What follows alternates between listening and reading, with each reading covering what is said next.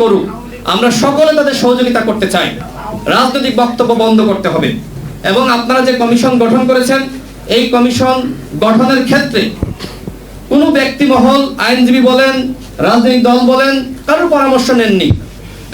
আজকে সাবেক সেনা কর্মকর্তারা একটি প্রোগ্রামের আয়োজন করেছিলেন রাওয়াতে, সেখানে আমি গিয়েছিলাম।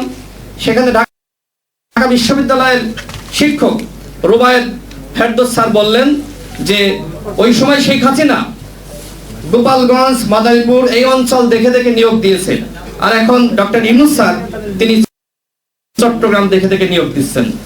এই কথা আমি বলি নাই, ঢাকা বিশ্ববিদ্যালয়ের একজন সম্মানিত শিক্ষক বলেছে।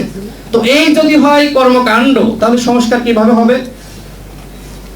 এই বিচারকদেরকে এখনো পর্যন্ত সরানো কেন হচ্ছে না? আমরা দাবি রাখছি অনতি বিলম্বে এই শপথবদ্ধ বিচারকদেরকে সরিয়ে দিতে হবে, বিচার বিভাগের সংস্কার করতে হবে এবং বিলম্ব করা যাবে না। বিলম্ব করলে যেটি হবে যে শেখ হাসিনা কিন্তু চট করে দেশে ফিরে আসতে পারে, আওয়ামী লীগ ফিরে আসতে পারে এবং তখন কিন্তু আমরা কেউ রক্ষা পাবো না।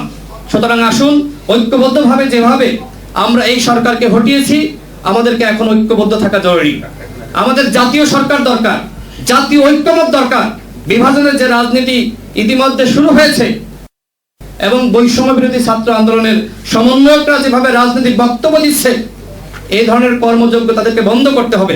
জেলায় জেলায় তারা যে জেলা সফর করছে, রাজনীতি সফর করছে, নিজেরা হট্টগোল করছে, এর মাধ্যমে কিন্তু জনগণ বিভ্রান্ত হচ্ছে। আমরা বিভাজনের রাজনীতি চাই না, আমরা চাই ঐক্যবদ্ধভাবে থাকতে চাই এবং জাতীয় ঐক্যমতের সরকার আগামীতে গঠন করতে হবে, তাহলেই বাংলাদেশ এগিয়ে যাবে। আজকে আমি তাদেরকে আবারও ধন্যবাদ জানাচ্ছি যে তারা বিচার বিভাগের সংস্কারের বিষয়ে একটি প্রস্তাবনা দিয়েছেন। আশা করি আইনি উপদেষ্টা এটি গ্রহণ করবেন, প্রধান উপদেষ্টা এটি গ্রহণ করবেন এবং এখানে বিজ্ঞ আইনজীবীবৃন্দ রয়েছে, যে কোনো সংস্কারের ক্ষেত্রে তাদের মতামত নিতে হবে।